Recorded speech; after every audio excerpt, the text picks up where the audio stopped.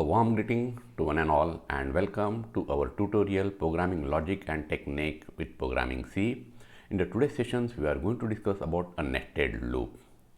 In the last session we have covered many problems based on what a do-while loop. We have also covered some of the important concept of do-while loop, and in the today's session now we are going to discuss about a nested loop. Okay, so what is nested loop? Then understanding the levels of loop by means of what? The generations, which is also referred as what? A multiple nested loops.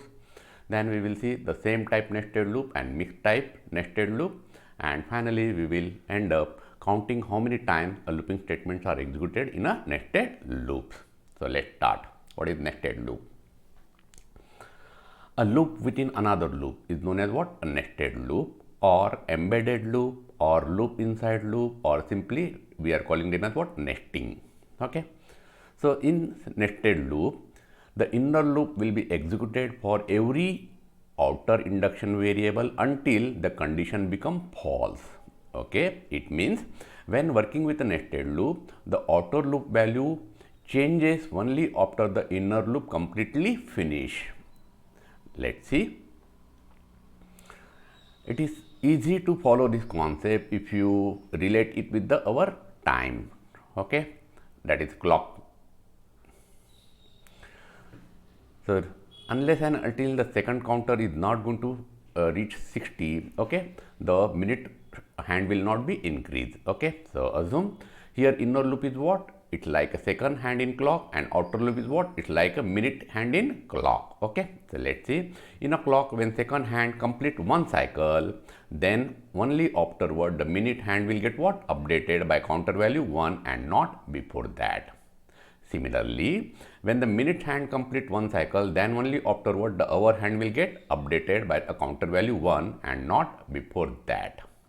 Okay, so I hope it's very easy to understand now this concept. So first of all, we are executing what? A child loop. Then it may consist of what? Parent loop. You may have another loop, that is multiple nested loop now, that is grandparent loop. Okay, let's see.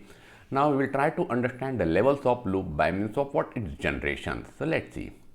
This is a very simple loop which consists of only for loop. So what we are doing, for second 1 to 60, you are going to perform certain operations. Okay, so you may display here seconds, no issues. Then a nested loop. For each minute we are executing the second from 1 to 60.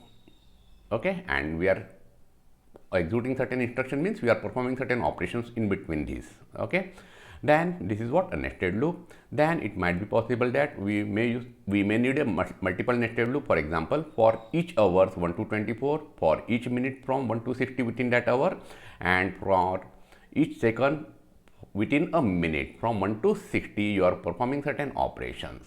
Okay, so this is what? A multiple nested loop. Now you may have something like for day from 1 to number of days in a year. So before this you are going to find out the number of days in a year. If it is leap year, it's a 365, otherwise it's a 364, that you know very well. So within for each day from 1 to 24, so you are performing certain operations on based on minute from 1 to 60, and based on second from 1 to 60 you are performing certain operations. Okay, so I hope that you understood now the concept of nested loop and multiple nested loop. Now we are calling this as what? A current generation, consists of only single loop. Then this is the concept of what? Parent-child relationship. Now this is the concept of what? Grandparent, parent and child generations. Okay, and finally multiple generations. Now there is no limit to the depth of nested loop in a, which is also referred as what? A multiple nested loop. Remember, there is no limit to the depth of nested loop. You may have, again you may consider for year 1 to say some year, then you are performing certain operations. Okay, so after understanding this basic concept, now it's time to solve a problems.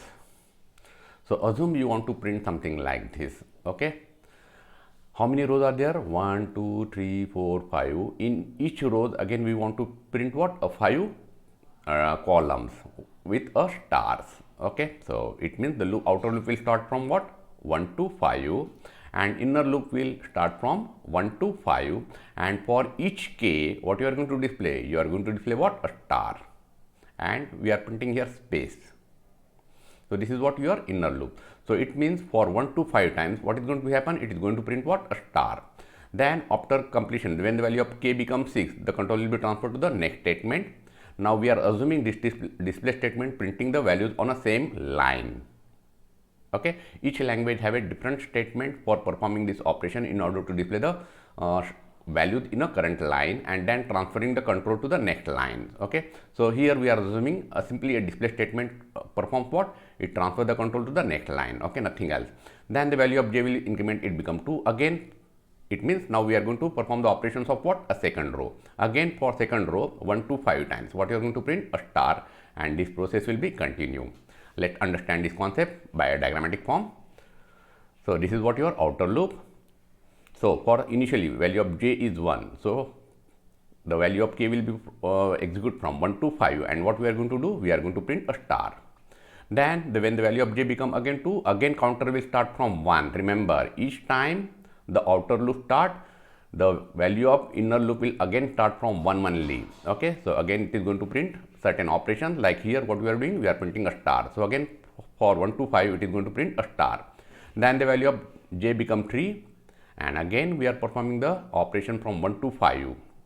Then the value of j become 4 and same, and finally the value of j become what?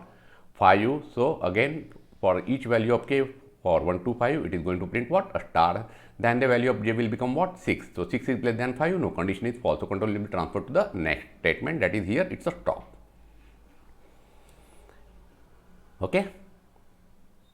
Now again take the another example. In the first row we want to print only 1 star, in the second row we want to print 2 star, and so on. In the fifth row we want to print 5 stars. Okay, so let's see. So for j is equal to 1 to 5, since we have total 5 rows.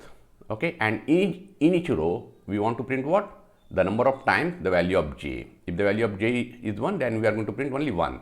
If the value of j is 2, then we are going to print 2 star. It means the loop will start from what? 1 to j, and display the operation and continue this process. Okay, so initially value of j is what? 1. So the loop will be executed from 1 to 1 times. So it means it is going to print only 1 star. Then the value of j become what? 2. So it means this loop will execute from what? Now 1 to 2 times, and each time it is going to print 2 star. Then the value of j become 3. So it will be executed, this loop will be executed 3 times, that is 1 to 3, and so on. When the value of j become 4, the inner loop will execute 4 times. Then the value of j become 5, so inner loop will execute 5 times. Okay. Now let us try to understand or count the number of times loops are executing. So counting how many times looping statements are executed in a nested loop. So when the outer loop and inner loop execute for some variable or constant values, okay, for example, for j is equal to 1 to 5 and for the value of k is equal to 1 to 4. Now question arises, how many stars it is going to print. Okay, let's see. So we know very well how to count the number of times the particular statements are executed in a single loop, that we have already discussed in our earlier sessions. So let's see for outer loop. So it is executing from what? Final value minus initial value divided by step value. So final value is what? 5. Initial value is what? 1. And then divided by step value, that is 1. So it becomes what? 5 minus 1, it's a 4. So integer of 4 is what? 4. So 4 plus 1, it means 5 times. The outer loop executing 5 times. And what about inner loop? Inner loop is executing 4 times. So total time this loop is executing how many times? 5 into 4, that is outer loop multiplied by the inner loop will give what? The total number of times these particular statements are executing. Okay, so that is what has been written over here. Outer loop multiplied by inner loop will give what? A total number of times these particular loops are going to be executed. Now in this case we are assuming both of them are what? A constant values. Now what if the statements are like this? When the outer loop consists of some say constant or variable, and inner loop execute for the counter variable of the outer loop. It means for k is equal to 1 to, for j is equal to 1 to 5, the inner loop is what? K to j. It means for each time the value of j is 1, this loop will execute 1 time. If the value of j is 2, it will execute 2 times, and so on. It means like this. Now question arises, in this case how many times loops are executing? Okay, so remember in this case it will execute what? The sum of first n natural number. That is, we know the formula is what? N into n plus 1 divided by 2. So what is the value of n? It's a 5. We are assuming outer loop is consists of 5. Okay, so we are always going to take the outer loop values over here. Then 5 plus 1 divided by 2. So overall result is what? So 5 plus 1, it's a 6. 6 divided by 2, it's a 3. So 5 into 3. So it's what? 15. It means this loop is executing 15 times. Okay. Now, if there is any algorithm that is possible to write to in order to count the number of times nested loop is executing, yes, we can. So initially assume the number of terms is what? 0. Now for j is equal to 1 to 5. For k, the value of k is what now? 1 to j. So count, increment the value of term by number of 1, and this process will be continue at the end, print the number of terms and stop. Okay, it means we are counting what? The number of times this loop is going to be executed. So initially we are assuming the value of counting is what? 0. Okay, that is number of terms the loop is executing. Then for j is equal to 1 to 5, and here is what? K is equal to 1 to j times. So you can check it, our earlier formulas, and compare with it, and you will find you are going to get what? Same results. Okay. Now to print the following outputs. So in the first row we want to print all the 1, in the second row 2, in the third row 3, and so on. In the fifth row we want to print all the value consist of what? A 5. So it's very simple. For j is equal to 1 to 5, for again here for k is equal to 1 to 5, step 1. So what we want to print? What is the value of j? It's a 1. So in the inside loop we want to print 5 times. What is that? The value of j. So it's a 1 only. So it means this loop will print what? This loop will print 5 once.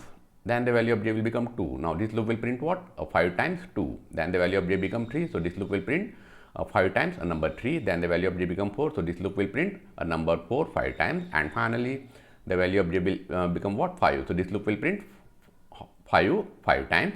And then the value of j will become what? 6. So control will be transferred to the next statement. Okay. As again you know, we have written here display. What is the purpose of this? Just to transfer the control from current line to the outer line, because we want to print all the lines, all the values on a single line. So we are assuming there is a statement. Now remember, each and every programming language have a certain different set of instruction in order to transfer the control from current line to next line, or in order to print the values in the current line itself. Okay, so we will discuss that during our learning a C programming. Now to print the following output, or in a first row we want to print only 1, in a second row we want to print 2 values consist of what? 2 2, then 3 3, and so on. So now it's very simple. So outer loop is what? 1 to 5, and it's a assume the outer variable name is j, so it means 1 to j, and inner loop variable name is k. So it means what? K is equal to what? 1 to j times. Okay, and display the value of j. Initially value of j is what? 1. So this loop will be executed only 1 time. So it is going to print the value of j, that is 1. Then the value of j will become 2. So this loop will be executed 2 times. So it is going to print what? The value of j, that is 2, and this process will be continue. Okay. Now we want to print something like this. In the first line 1 2 3 4 5, in the second line in the same, and up to 5th row. So it means, see, for j is equal to 1 to 5, and the value of k is what? 1 to 5. So first time, what is the value of k? It's a 1. So it is going to print 1. Then the value of k become 2. So it is going to print 2. Then the value of k become 3. So it is going to print 3. Then the value of k become 4. So 4. Then the value of k become 5. So it will print 5. Then the value of k will become what? 6. So control will transfer to the next line. So what you need to know? Here you need to transfer the control from current line to the next line. For that purpose we are using a display statement. Okay. Then the value of j become what? 2, and again for 1 to 5 times, what it is going to print? The value of k. So initially value of k is what? 1, then 2, then 3, then 4, and 5, and this will be continue. It means it is simply counting how many times we are printing we are executing this statement, nothing else. Okay. Now we want to print something a pyramid like this. So on the first line 1, in the second row 1 2, then in the third row 1 2 3, and so on. Okay. So again 1 to 5, because there are 5 rows, and in each row how many times values we want to print? J times only, that is 1 to j. Okay. So initially value of j is what? 1. So 1 to 1, it is going to print the value of k. What is that? It's a 1. Then the value of j become 2. So 1 to 2 times we are going to print what? The value of k. So initially value of k is what? 1, then the value of k become 2, okay, and this process will be continued till all the elements, okay. Now see, this is what? 1, then followed by what? 1, 2, then 1, 2, 3 and so on. Now we want to find out what? The sum of that. 1, then 1, 2, then 1, 2, 3 and so on up to what? 10 times. Since we want to find out the sum, so initially assume the value of sum is what? 0, okay. Now for j is equal to 1 to 10 times, okay. So what we are going to do? The value of k will be what? 1 to j times, perform the sum. So initially, what is the value of j? It's a 1. It means it is what? It is going to execute only one time and it is performing the addition. So what is the value of k? That is 1. So what is the value of previous sum? 0. 0 plus 1 is what? 1. Then the value of j will become what? 2. So 1 to 2 times. What you are going to do? Adding the value of k to the previous. So initially value of k will remain 1. Then the value of k will become 2. Then the value of j will become 3. So 1 to 3 times. What you are going to do? Again perform the 3 times. Now you are going to add what? The value of current value of k into the sum. So at the beginning the value of k will be 1, then 2 and then 3 and so on. It is going to perform up to 10 and finally display the sum and stop, okay. Now to print a Floyd triangle, in the first value 1, then in the second row the value should going to print what? 2, 3, then 4, 5, 6. It means what we are doing? We are simply printing a natural number, okay. So assume initially value of k is what? 1. So on the first row we want to print only one value, on the second row we want to print two values and so on. So for I equal to what? 1 to 5, okay. Now for j is equal to 1 to I times. So what is the initial value of I? It's a 1. So it means this loop is going to execute only one time. So display the value of k. What is that? 1. Then increment the counter by 1. So now value of k will become 2. Then the value of I will become what? It's a 2. Now 1 to 2 times. 1 to 2 times. So first print the value of k. So what is that now? It's a 2. Now again the value, increment the value of k by 1. So it will become 3. Now value of j will become 2. So again print to what? The value of k, that is the 3. Then again increment the value of k by 1. So it will become 4 and this process will be continued. Now please remember, it is doing what? It is simply generating a next number, okay. So again remember, total we want to print total 5 lines. I is initially 1, so 1 to 1, then it means it is going to print only one value. Then when the value of I become 2, it is going to print 1 to 2. It means it is going to print 2 times and so on, okay. Now what done by same type nested loop and mixed type nested loop? See, the outer loop is what? For loop, and inner loop is also consist of what? A for loop. So we are calling them as what? A same type nested loop, okay. If you have a while loop within another while loop, then it is again what? A same type nested loop. And what is mixed? When you have a loop something like a for loop within a while loop, or while loop within a for loop, or for loop within a do while loop, or do while loop within a while loop, okay. So they are referred as what? A mixed type. So see, in a nested loop, one or more loops, say for or while or do while loop, can be nested within a same type of loop, that is for within a for, or while within a while statement, or do while within a do while. Then they are referred as what? The same type nested loop. And when the outer loop consists of for statement and inner loop consists of say while or do while or vice versa, then it is called as what? Mixed or different type nested loop, okay. So far we have seen only the problem based on same type nested loop. Now it's a time to discuss about a mixed type nested loop. To print all the Armstrong number between 123 to 425, we have already seen how to check whether the current number is Armstrong or not, okay. So what is that logic? We have already seen this. Assume initial value of sum is what? 0. What is by Armstrong number? The sum of cube of each digit is again equal to the original number. So we are presenting the original number, and inside the loop what we are doing? We are checking what? We are finding a new sum, and finally we are checking print the Armstrong number, otherwise not a Armstrong number. So here we are finding or we are checking the Armstrong number for only a single number, okay. Now question is what? To print all the Armstrong number between 123 to 425. It means the number has been already specified. So see what you need to do. For n is equal to 123 to 425, okay. What you need to do? You need to check initially whether the number 123 is Armstrong or not. Then the value of n become what? 124. Again check, and this will be continue up to 425, okay. So it means inside the loop what you need to do? You need to put this logic. okay, and we want to print only Armstrong, whether it is Armstrong number or not. Okay, so we are going to print only the Armstrong number. If it is equal, then only print the Armstrong number and continue. This process will be continue. And this is what the outer loop is what? For loop, while inner loop is what? It's a while loop. Okay, so this inner loop is checking what? Whether the number is Armstrong or not. And if it is so, it is going to print that particular Armstrong number and the process will be continue. Now, for initially value of n is 123, so it will check whether the number 123 is Armstrong or not. After executing all the statement, control will be transferred to this part, and again we are checking whether the next number, that is 124, is Armstrong or not, and this process will be continue. Okay. Now, to print all the perfect number between 6 to 500, we have already seen how to find out the perfect number. Okay, the logic has been already given over here. Now, we want to print all the perfect number between 6 to 500. Okay, so 6 to 500, what you are going to do? You are going to put all this statement within this instead of accepting a number. Okay, now number is what? From 6 to 500. Initially, we have considered for only one number. Okay, now here we don't want to print whether it is a perfect or not perfect. We need to print only a perfect number. That's all. That's why we are not written here perfect number, else not perfect number. No, we want to print only a perfect number. That's what. Okay, and this will be continue. So again here it's what? For loop within another for loop. Now print all the prime number between number 10 to 100.